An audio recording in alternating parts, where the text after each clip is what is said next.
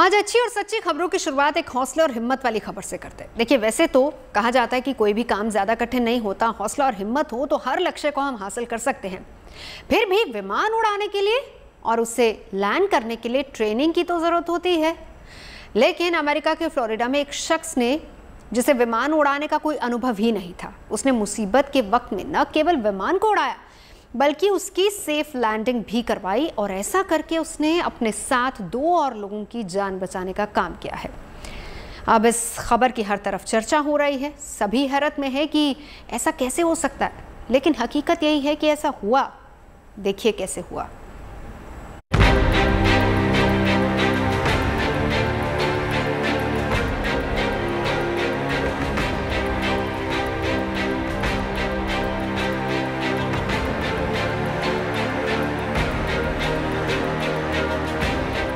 इस लैंडिंग को देखकर कौन कह सकता है कि इसे वो शख्स अंजाम दे रहा है जिसे फ्लाइंग का जीरो अनुभव है। लेकिन हकीकत यही है, उड़ान के समय बीमार पायलट बेहोश हो गया। फिर एक यात्री ने न केवल प्लेन संभाला बल्कि एक मंझे हुए पायलट की तरह इसकी लैंडिंग करवाई। कहानी रोचक है और अंत रोमांचक, जिसकी शुरुआत होती है बहामास से। मंगलवार को बहामास के मार्श हार्बर एयरपोर्ट से एक 208 कैराबिन प्लेन ने उड़ान भरी। प्लेन ने अमेरिका के फ्लोरिडा के लिए उड़ान भरी थी। प्लेन में एक पायलट के साथ 2 यात्री सवार थे। उड़ान की शुरुआती आधे घंटे तक सब कुछ सामान्य रहा।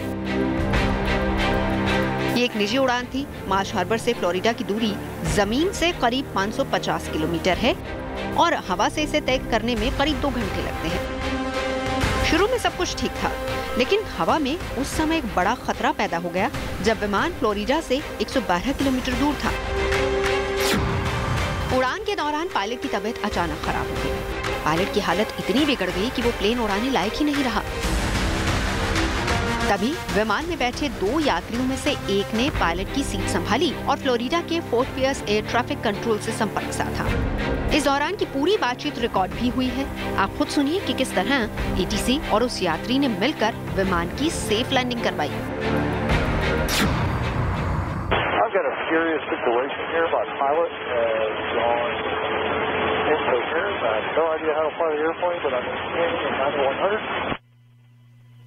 Number 333 Lima Delta, Roger. What's your position? I have no idea. I can see the coast of Florida in front of me, and I have no idea. And number 3 Lima Delta, that came in a little broken. What was the situation with the pilot? He is incoherent. He is out. Number 3 Lima Delta, Roger. Try to hold the wings level and see if you can start descending for me. Push forward on the controls and descend at a very slow rate. Yeah, I'm descending right now at 550 feet a minute, passing 8640. Remember, 3 Lima Delta, maintain wings level and just try to follow the coast, either north or southbound. We're trying to locate you. Fort Pierce के air traffic controller ने location पता की तो plane बोका रेटोन के ऊपर से उत्तर की ओर बढ़ रहा था। बातचीत में यात्री की आवाज धीमी होने लगी। फिर एटीसी ने यात्री का फोन नंबर लिया ताकि पाम बीच अंतर्राष्ट्रीय हवाई अड्डे से एटीसी आराम से बात कर पाए। इस दौरान वो यात्री सिंगल इंजन वाले सेसना प्लेन को निर्देश के मुताबिक उड़ाता रहा। तभी पाम बीच एयरपोर्ट ने प्लेन का कंट्रोल अपने हाथ में ले लिया। पाम बीच एटीसी से रॉबर्ट मार्गन नाम के एक अधिकारी ने यात्री को समझाना शुरू किया। रॉबर्ट मार्गन को सेसना 208 कैराबिन प्लेन उड़ाने का अच्छा खासा अनुभव था।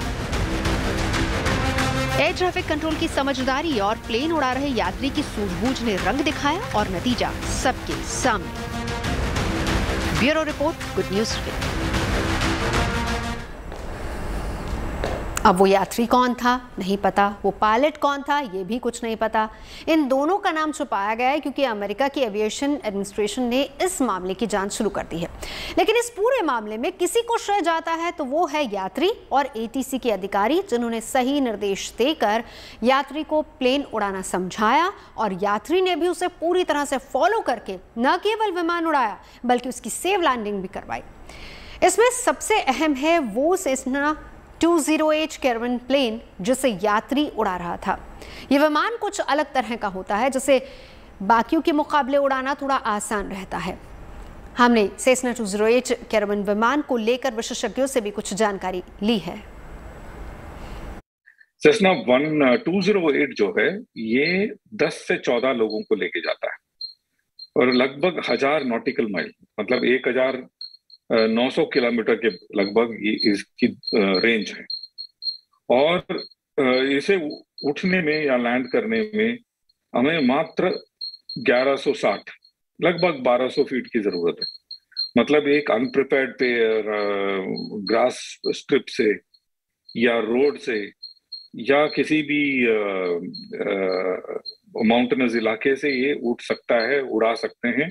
और इसीलिए ये जो है जहाज काफी फेमस है बहामास और इस इलाके में, क्योंकि इसके नीचे आप फ्लोट लगा देते हैं तो ये पानी से उतरने वाला या पानी में चढ़ने वाला एरोप्लेन भी बन जाता है। और ये क्रूज करता है काफी तेजी से नहीं, क्योंकि सिंगल इंजन प्रोपेलर एरोप्लेन है। तो 186 नॉक्स लगभग आप मान लीजिए 250 पौने 300 या 300 किलोमीटर के आसपास इसका क्रूजिंग स्पीड है। और जहाज महंगा भी नहीं है और प्रेशराइज भी नहीं है। इसका मतलब ये 10,000 मात्र 11,000 इस हाइट तक ना जा सकता है, इससे ऊपर नहीं। फ्लोरिडा के पाम बीच एयरपोर्ट पर सेफ लैंडिंग कराने वाले यात्री के हौसले वाले जितने भी तारीफ की जाए वो कम है। संकट की इस घड़ी में यात्री की तरफ से दिखाया गया धैर्य, विवेक और संयम ही उसकी सबसे बड़ी ताकत बन गई, जिसकी वजह से उसने न सिर्फ अपनी जान बचाई बल्कि विमान के पायलट और उसमें सवार एक और यात्री को भी बचा लिया। लेकिन ATC यानी कि एयर ट्रैफिक कंट्रोल के बिना यह संभव नहीं हो पाता, जिसके बाद लोगों ने यात्री से पायलट बने व्यक्ति से लगातार संपर्क बनाए रखा और सेसना 208 कैरावन प्लेन को पाम बीच एयरपोर्ट पर एयर स्ट्रिप पर सुरक्षित उतारने में मदद की। यानी कि अगर हम आम बोलचाल की भाषा में बात करें तो ATC का मतलब सीधे तौर पर हवाई यातायात का पर ध्यान ही रखना होता है, यानी कि एयर ट्रैफिक कंट्रोल, जिसके जरिए हवाई जहाज से यात्रा करने वाले यात्रियों की यात्रा को सुखद और सुरक्षित बनाया जाता है। किसी विमान के टेक ऑफ, उड़ान, लैंडिंग तक उसको रास्ता दिखाने का काम भी ATC यानी कि एयर ट्रैफिक कंट्रोल टावर में बैठे लोग ही करते हैं। इसके लिए वो एयर ट्रैफिक कंट्रोलर हाईटेक संचार उपकरणों और रडार के सहारे पायलट को निर्देश देते हैं। रडार के माध्यम के अलावा एयर ट्रैफिक कंट्रोल के अधिकारी ऊंचे टावर्स की खिड़कियों के जरिए भी आसमानी ट्रैफिक पर नजर बनाए रखते हैं। इसके अलावा हवाई अड्डे पर भी ATC के अधिकारी हवाई यातायात की देखभाल और संचालन का काम करते हैं। इस दौरान अगर उन्हें किसी भी तरह की अनहोनी की आशंका होती है तो वो पायलट के अलावा एयरपोर्ट में ग्राउंड पर खड़े सुरक्षा दलों को भी सूचित करते हैं, ताकि इमरजेंसी के हालात में बचाव टीम पहले से तैयार रहे। साफ शब्दों में एयर ट्रैफिक कंट्रोलर का काम बहुत ही ज्यादा जिम्मेदारी वाला होता है। वैसे ही सूझबूझ और योग्यता का परिचय एयर ट्रैफिक कंट्रोल के अधिकारियों ने दिया है। जब हमास से उड़ान भरने वाले सेसना 208 कैरावन प्लेन का पायलट अचानक बेहोश हो गया, जिसके बाद ATC के अधिकारियों ने बिना अनुभव वाले यात्री के जरिए ही विमान सुरक्षित लैंड करवा दिया। और ये अब तक हमने सिर्फ फिल्मों में ही देखा है, असल जिंदगी में नहीं देखा। लेकिन अमेरिका में ये वाकया हकीकत में हुआ है, जिसके लिए विमान उड़ाने वाले यात्री के साथ साथ पाम बीच एयरपोर्ट पर मौजूद ATC के अधिकारियों को भी श्रेय जाना जाता है। वैसे ऐसा पहली बार हुआ है जब किसी यात्री ने प्लेन उड़ाया हो और उसकी सुरक्षित लैंडिंग भी करा दी हो। ये मामला सच में काफी हैरान करने वाला है। आगे बढ़ते हैं। ज्ञानवापी मस्जिद के सर्वे को लेकर वाराणसी कोर्ट का आज फैसला आ गया और फैसले में सर्वे की राह में आने वाले हर रोड़े को हटाने का आदेश दिया गया। वैसे बात केवल फैसले की नहीं है, कोर्ट ने इस फैसले को जिस अंदाज में सुनाया है, फैसले में जिस तरह की सख्त बातें कही हैं, इससे साफ है कि अदालत अब ज्ञानवापी मस्जिद के मामले को और लंबा खींचने के मूड में नहीं है। वाराणसी की निचली अदालत ने कोर्ट कमिश्नर बदलने से साफ इनकार कर दिया। साथ ही ये भी कहा कि तहखाने का ताला खुलवाने की जिम्मेदारी हर हाल में जिला प्रशासन की होगी, अब भले ही इसके लिए ताला तोड़वाना क्यों न पड़ जाए। सर्वे रिपोर्ट 17 मई तक जमा करने के लिए कहा गया है।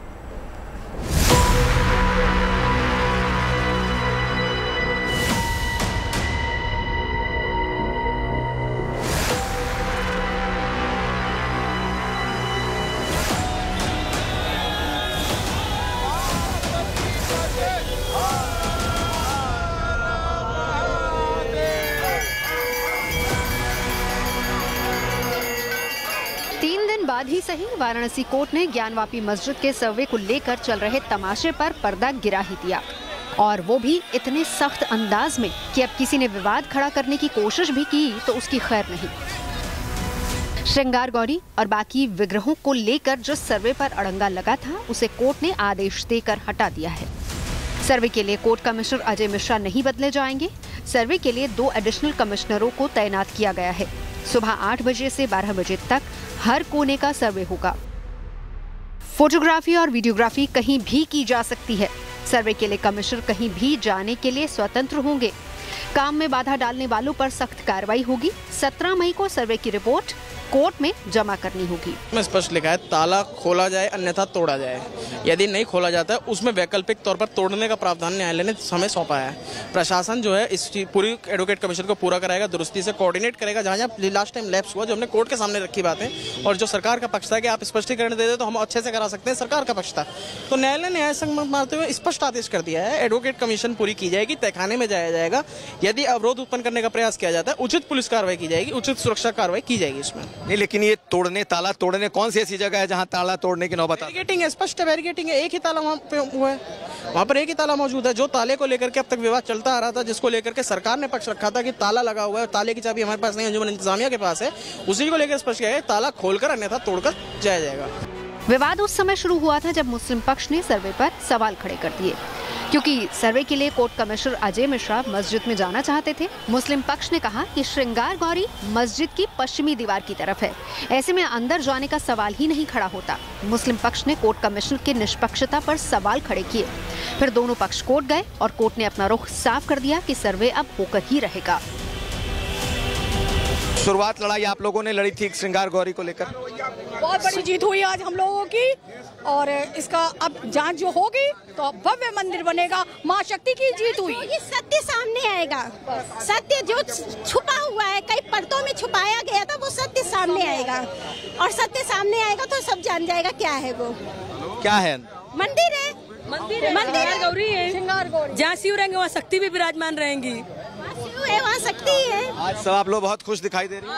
बहुत खुश है। हम लोग सुबह से फास्ट थे, बस इस फैसले के आने तक, कि फैसला आ जाएगा तभी हम लोग कुछ खाएंगे। कोर्ट ने केवल फैसला ही नहीं सुनाया, ऐसी कई बातें तय कर दी हैं जिससे अब शायद ही कोई अड़ंगा लगा पाए। कोर्ट ने साफ कहा कि सर्वे के दौरान वादी, प्रतिवादी, कोर्ट कमिश्नर और सहायक के अलावा कोई नहीं होगा। सर्वे के लिए जिला प्रशासन तहखाने का ताला खुलवाए या तोड़वाए, डीजीपी ताला खुलवाने या तोड़वाने की पूरी मॉनिटरिंग करेंगे। सर्वे पूरा करने की व्यक्तिगत जिम्मेदारी डीएम और पुलिस कमिश्नर की होगी। जिला प्रशासन बहाना बनाकर सर्वे की कार्रवाई को टालने की कोशिश नहीं करेंगे। अदालत के फैसले से रुख साफ है, अब किसी कीमत पर ज्ञानवापी के सर्वे का काम टाला नहीं जाएगा। 2 कमिश्नर बनाए गए हैं, दोनों, एक विशाल कुमार सिंह को भी इसमें ऐड किया गया है। अगर दोनों में एक नहीं आते तब भी एक कार्रवाई पूर्ण होगी। अच्छा, ये बताइए क्या कहा है अदालत ने, कब से ये कब तक पूरी कार्रवाई? 17 मई तक जो है रिपोर्ट इनको प्रस्तुत करना है। माननीय कमिश्नर को 17 मई तक रिपोर्ट प्रस्तुत करना है। तो टाइमिंग तय की गई है, कब से कब तक ये हो? 8 से 12 बजे तक। अभी ज्ञानवापी परिसर में हिंदुओं को साल में केवल एक ही बार पूजा करने की इजाजत है। कुछ महिलाओं ने श्रृंगार गौरी के साथ दूसरे विग्रहों की पूजा करने की मांग करते हुए याचिका दायर की थी। उसी के तहत ज्ञानवापी मस्जिद का सर्वे कराया जा रहा है। अब ताज़ा फैसले के मुताबिक 17 मई तक सर्वे की रिपोर्ट जमा करनी है, यानी उससे पहले ये काम पूरा होने की उम्मीद है। वाराणसी से समर्थ श्रीवास्तव और कुमार अभिषेक के साथ bureau report, good news today.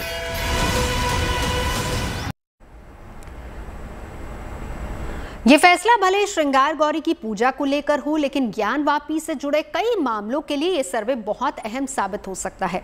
Varanasi की कोर्ट के फैसले के क्या मायने हैं, इस जानकारी दे रहे हैं मेरे सहयोगी कुमार अभिषेक। आज अदालत के भीतर जैसे ही इस फैसले को जज ने सुनाया, उसके बाद जो 5 वादी महिलाएं हैं उनके खुशी का ठिकाना नहीं था, और अब इन लोगों को लगता है, जो हिंदू पक्ष हैं उन्हें लग रहा है कि ये एक निर्णायक मोड़ पर ये पूरा का पूरा मामला पहुंचने वाला है। निश्चित तौर पर इस सर्वे में ये साफ हो जाएगा कि ज्ञानवापी परिसर में क्या जो मस्जिद है उसके भीतर कोई ऐसे प्रतीक चिन्ह, कोई ऐसी चीज़ें हैं क्या मंदिर को विध्वंस कर उस जगह पर इस ढांचे को खड़ा किया गया। ये तमाम चीजें इस सर्वे से साफ हो जाएंगी।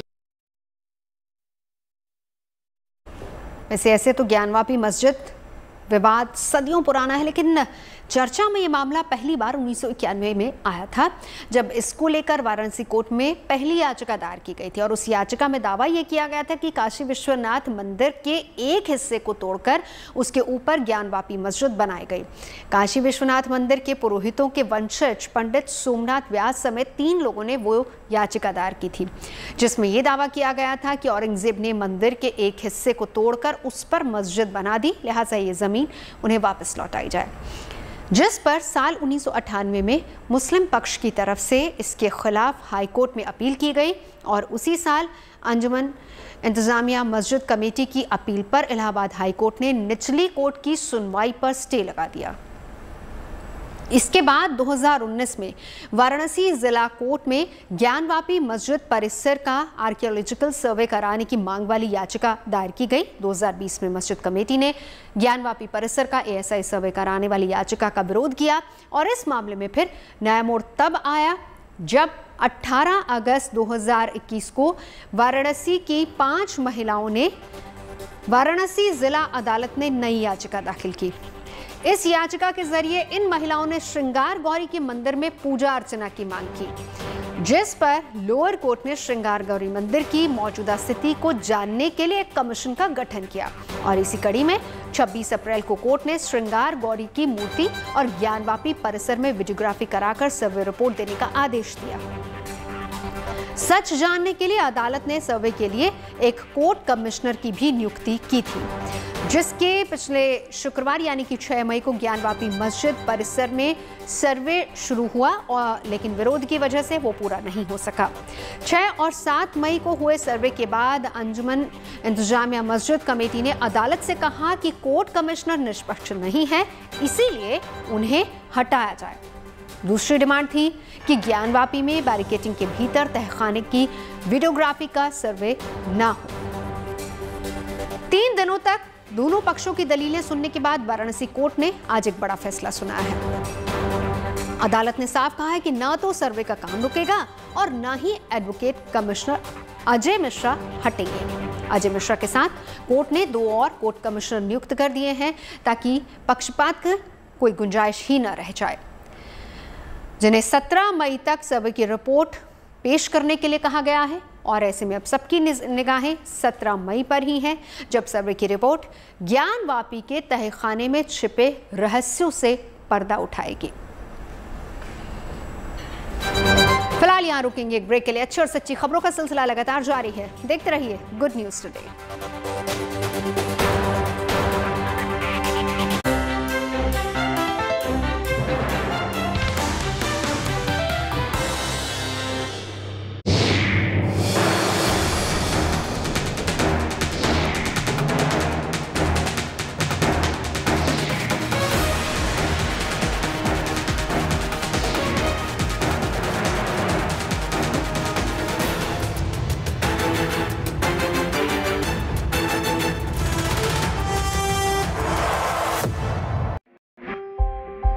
एक सोच अच्छी और सच्ची जो छोटी है पर होती है, जुड़ती और जोड़ती है, बिखर कर अनंत हो जाती है, कई सांचों में ढलती है, धुंधलाती है पर ओझल नहीं होती, आहट से आवाज बनती है, उम्मीदों का आकाश बनती है। देश से संवाद है हमारी ये सोच, एक शुभ शुरुआत है हमारी ये सोच, अच्छी और सच्ची खबरों की शुरुआत। GNT गुड न्यूज टुडे, नई उम्मीद जगाने वाला हिंदी न्यूज चैनल।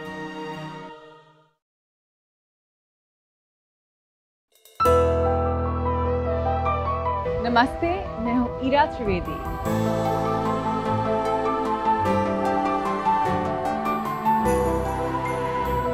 आइए मेरे साथ चलिए योग की यात्रा पे रोज सुबह 8:25 पर सिर्फ GNT गुड न्यूज टुडे पर।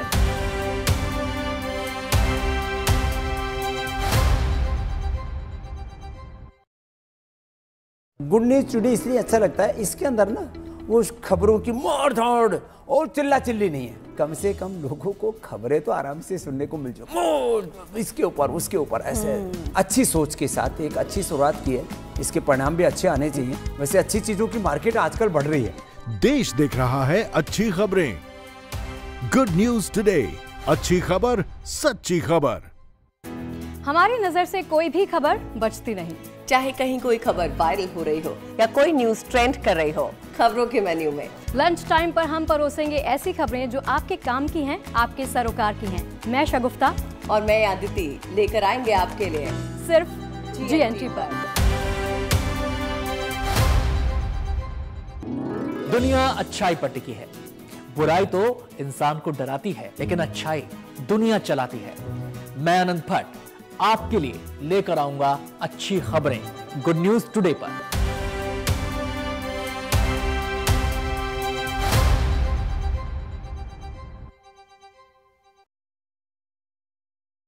मुझे तकरीबन 21 साल हो गए पत्रकारिता करते। खबरों को समझना और उनको समझाना मुझे बहुत अच्छा लगता है। तो कुछ ऐसी खबरें समझेंगे और आपको समझाएंगे।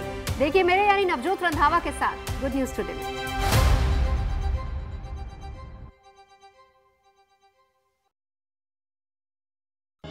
कुछ ऐसी खबरें जिनके पीछे छिपी हो गुड न्यूज और जो बदल दे आपका नजरिया। हम लेकर आएंगे ऐसी खबरें, अच्छी खबर, सच्ची खबर, हर रोज रात 8 बजे जीएनटी पर।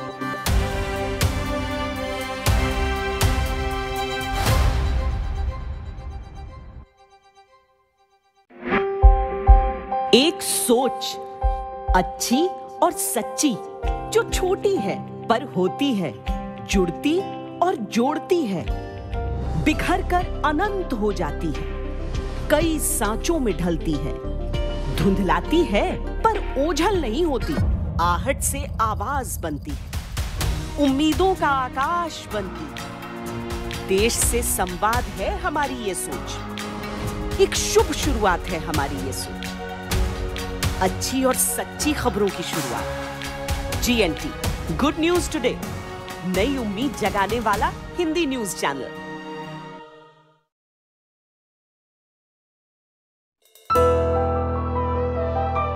नमस्ते, मैं हूं Ira Trivedi.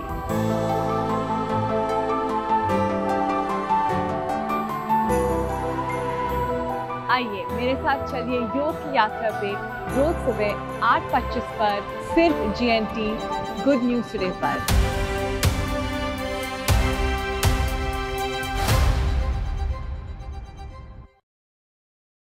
Good news today इसलिए अच्छा लगता है, इसके अंदर ना वो खबरों की मार धाड़ और चिल्ला चिल्ली नहीं है। कम से कम लोगों को खबरें तो आराम से सुनने को मिल जाए, इसके ऊपर उसके ऊपर ऐसे अच्छी सोच के साथ एक अच्छी शुरुआत की है, इसके परिणाम भी अच्छे आने चाहिए। वैसे अच्छी चीजों की मार्केट आजकल बढ़ रही है।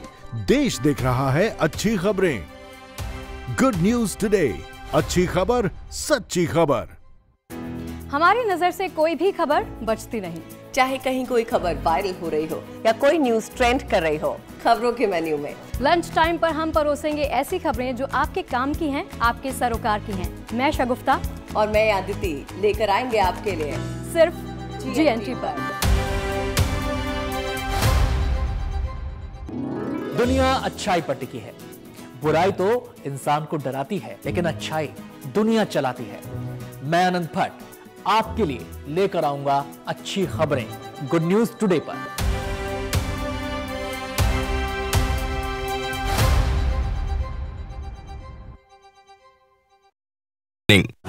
श्रीलंका के नए प्रधानमंत्री बने रानिल विक्रमसिंघे। श्रीलंका में राजपक्षे परिवार का दबदबा खत्म। कर्ज के दलदल में फंसे श्रीलंका को उबारेंगे विक्रमसिंघे। शुभ मंगल सावधान, देखिए श्वेता झा के साथ रात 10:04 पर।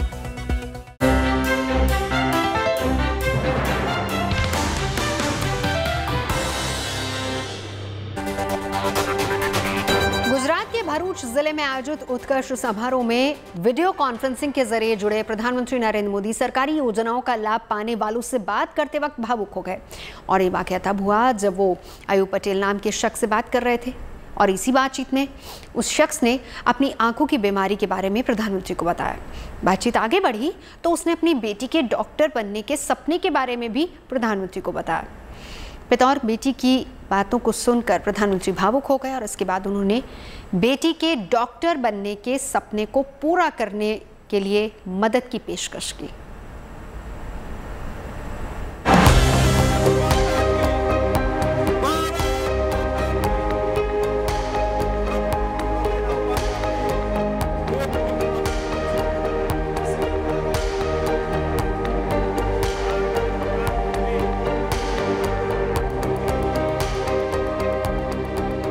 मंच सियासी हो या सरकारी, देश हो या विदेश, प्रधानमंत्री नरेंद्र मोदी जनता का हालचाल पूछना कभी नहीं भूलते।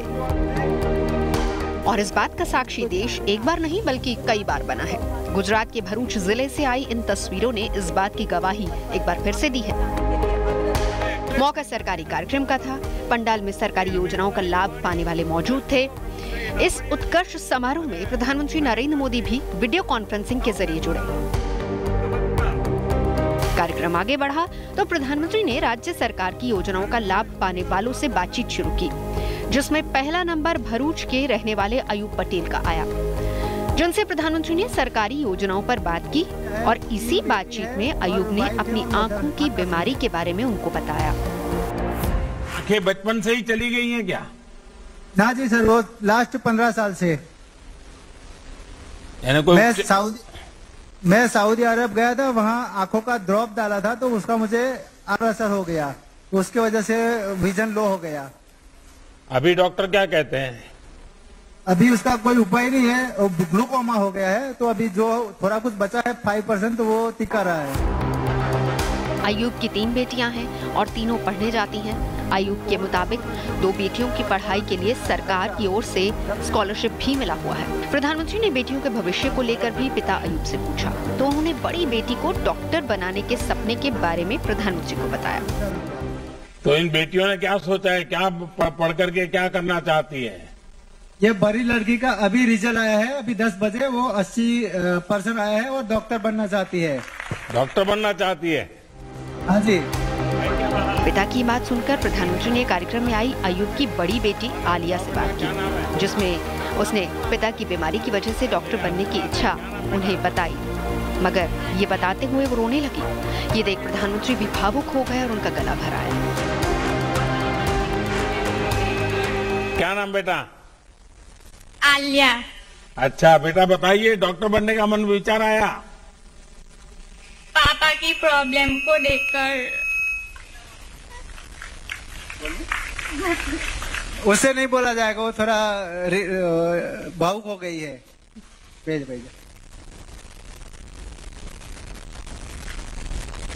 वो थोड़ा भावुक हो गए तो वो नहीं बोल सकेगी सर जी।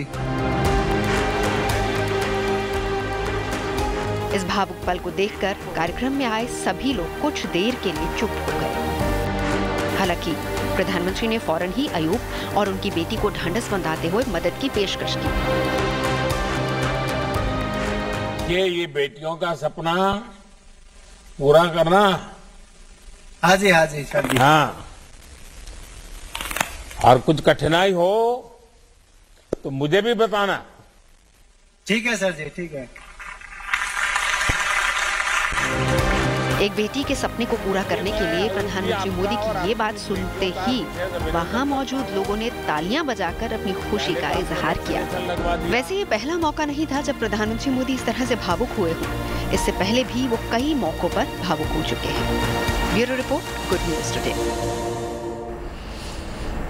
और अब यूपी के मदरसों से जुड़ी खबर। उत्तर प्रदेश में योगी आदित्यनाथ के दोबारा मुख्यमंत्री बनने के बाद राज्य सरकार बड़े बड़े एक्शन लेने में पीछे नहीं हट रही और इसी कड़ी में योगी सरकार की ओर से मदरसों को लेकर एक बड़ा फैसला लिया गया, जिसके मुताबिक अब मदरसों में पढ़ाई शुरू होने से पहले राष्ट्रगान अनिवार्य है और जिसकी शुरुआत भी हो चुकी है। हालांकि 24 मार्च को ही सभी जिला अल्पसंख्यक अधिकारियों को इस आदेश को तुरंत लागू करने के लिए कहा गया था, लेकिन ईद की छुट्टी की वजह से ये लागू नहीं हो पाया और अब जैसे ही मदरसे खुले तो सरकार के आदेश पर फौरन अमल शुरू हुआ।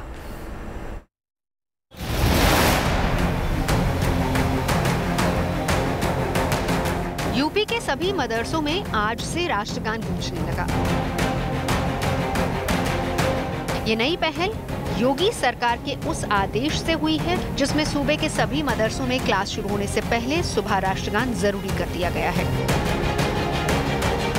मदरसों में पढ़ने वाले बच्चों को अच्छी तालीम मिले, इसके लिए सरकार पहले ही कई कदम उठा चुकी है और राष्ट्रगान की शुरुआत कर सरकार ने इस दिशा में एक और कदम बढ़ा दिया ताकि बच्चों का देशभक्ति की भावना से परिचय कराया जा सके। मदरसा एजुकेशन हमारे माइनॉरिटी के लिए एक बहुत अहम हिस्सा है और वहाँ से जब राष्ट्रगान होगा तो मदरसे का बच्चा और अच्छे से अपने समाज के निर्माण की भूमिका निभाएगा और हमारी जो सरकार है वो मदरसा एजुकेशन को और अच्छा और बेहतर बनाने की दिशा में कार्य कर रही है। जैसे आप सब ने देखा कि बीते 5 साल में हमने मदरसे को आधुनिकीकरण से जोड़ा है।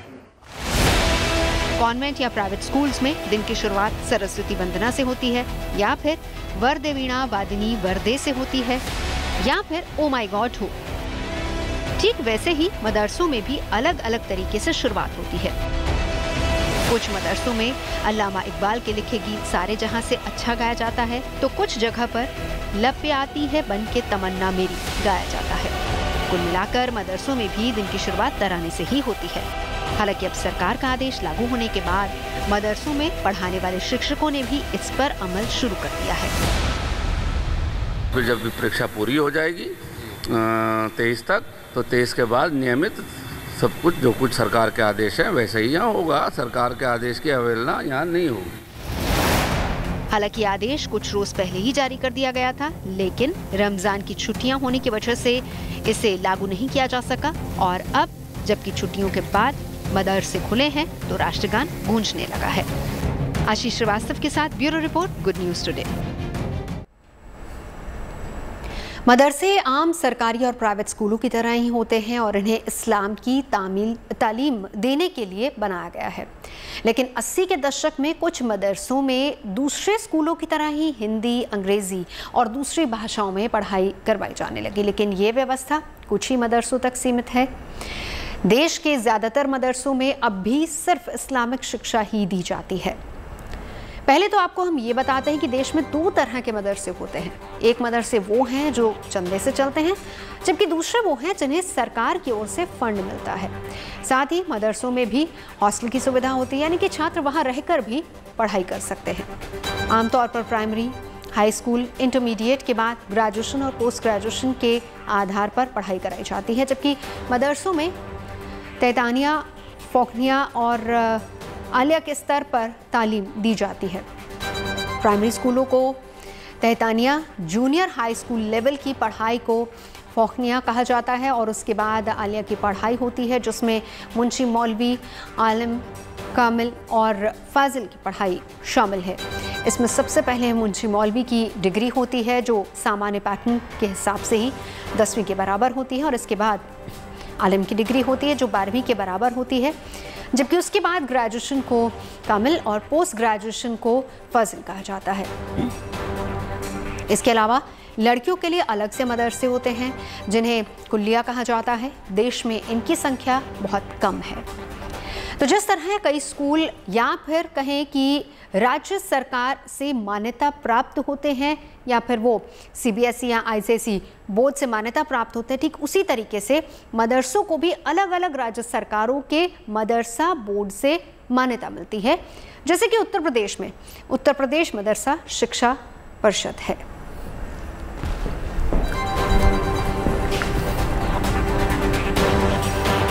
तो खबरें सच्ची होनी चाहिए, अच्छी खुद ब खुद लगती है।